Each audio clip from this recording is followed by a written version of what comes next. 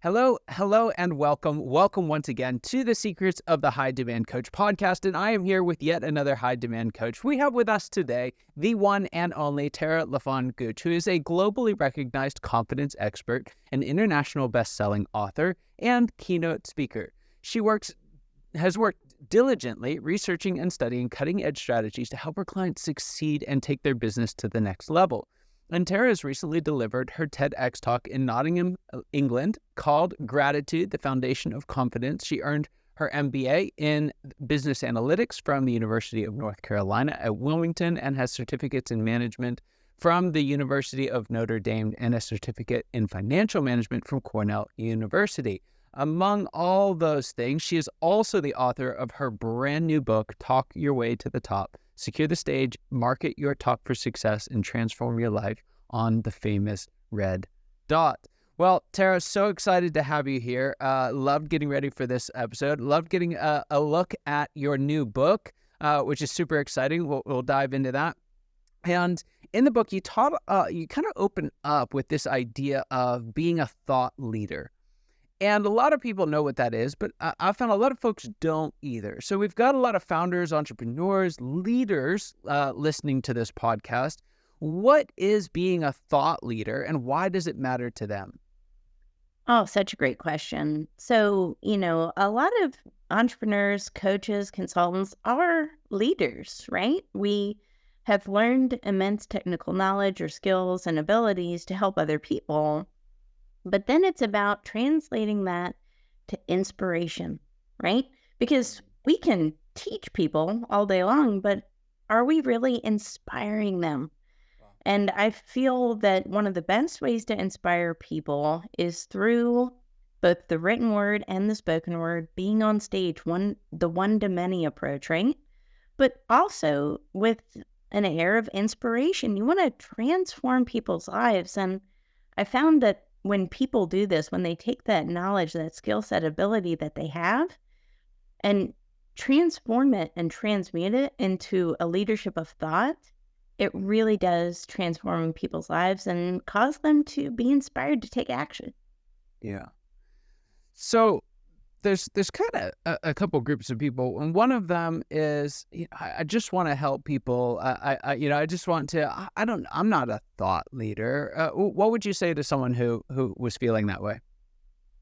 I would say, yes, you are, right? Of course you are. If you have a skill set or ability that I don't have, there's something that you can teach me. So I think we all have these innate skill sets, strengths, and abilities. And it's up to us to, act on it. And of course, you can be a thought leader. It's your willingness to inspire others and, again, help somebody else. When we convey knowledge, and I mean really convey knowledge, so that means you're able to teach people with tangible things they can take away, but also in a way with storytelling through our own experiences. Guess what? You're a thought leader. You don't have to have some grandiose title, right? It's just about transferring knowledge in a tangible way that, again, provides that inspiration to others. Yeah. Now, in your book, you spent a significant portion of the book focusing in on TEDx in particular. I was curious, why did you choose TEDx? And maybe for those who aren't even familiar with that, could you tell us a little bit about what that platform is and why you think it's so important to thought leadership today? Absolutely. It's the modern day platform for storytellers, for thought leaders, right? So it's something that anybody can do. I want to point that out because a lot of people are looking at this and saying, oh gosh, that's great for other people, right? And they watch TEDx talks, probably on YouTube, and they think, oh, that's great for them. Not realizing it's actually something accomplishable for anybody with the right amount of skill set and ability. So I brought this up in my book because the stage transformed my life. I did not always consider myself to be a thought leader. I did not always consider myself to be a TEDx speaker, right? And then it happened and it changed my life. And I wasn't a celebrity. I'm not like a household name. in every household, maybe some households, but not all, right? And I was able to do this and get on an international stage, share my story, and change my life. And I wrote this book to help others do the same. Yeah. Yeah, I love that. So again, in your book, you talk about this kind of moment of finding your TEDx-worthy idea. And there might be some folks thinking out there, like, I don't even know what I would talk about. How do you go about finding that idea, and how do you know once you've found it? That's awesome. I love that. Well, an idea is something that is transformative, right? It's something that perhaps has helped you, but can definitely help others as well, right? And I was lucky enough to have been writing my first book at the time, How to Grasp Confidence and Own Your Power. So I knew I was going to write a talk and deliver a talk based on confidence. But my first book's 5 steps. That's a little long for a TED Talk that's supposed to be 18 minutes and under, right? And ultimately, is it going to help the audience? Because, 5 steps is kind of a lot to take in that short amount of time. So I knew I needed a shorter, more concise idea. So then I distilled the idea down into the foundation of confidence. So the audience had one point to take away. It was much more tangible for them that they could apply immediately in their lives. That's awesome. And was there a moment that it was like, this is the one, this is the right one? Or is it something that you really felt like you had to practice again and again and again to really feel that confidence? I knew immediately that that was the right idea, but the thing with confidence is it's a skill that you put the reps in no matter how great your idea is. Put your reps in every single day. And from the moment I realized what my idea was, I began putting in the work. I began putting in massive amounts of action. I wrote and refined my story daily, and then I practiced daily. So between the time that I got accepted into TEDx and delivered my talk, I had probably practiced over 100 times. Wow. You have to be willing to put in the reps. That gains you confidence more than anything. Yeah. I think it's Jerry Seinfeld, and I'm going to butcher the quote, but he basically talks about how he admires other comedians. And he doesn't necessarily admire them because they're funny, but he admires them because he knows the work that it took to get there. I think he says something along the lines of anyone who's willing to crawl on their belly for that long. And what I think a lot of people do when they see the stage is to see a speaker and think, I'm not that, and not recognize that nobody was that. They've all worked to get there. And one of the things I think that gets in the way of that is imposter syndrome, right? One of the challenges about being a speaker is that, and a previous guest taught me this, it's not only that you have a message, but to some extent you are the message. And that strikes a few additional chords, to the tune of imposter syndrome. What are some tools that you've found are particularly helpful for folks who are stepping into thought leadership and dealing with imposter syndrome? First off, know that it's normal, right? I want to just say that because I think a lot of people think imposter syndrome happens to them and not others. This is a normal sign of your progression and evolution, and it means you're gaining success, right? Think of it as it's fine, it's normal. Just acknowledge it for what it is, which is not real. Just because it's normal doesn't mean it's real, right? So it happens to a lot of people, understand that, but understand this is just your feelings and emotions and thoughts, not actual reality. So imposter syndrome can happen, and that's all right. It's about pursuing in the face of that imposter syndrome and not letting it dictate your next outcomes and actions. Yeah. And when we can do that, you can step on stage, you can write a book, you can share your story, you can start a business, you can be confident. All of these are possible when you keep putting in the action despite the feelings and emotions that we think. Yeah. What have you found?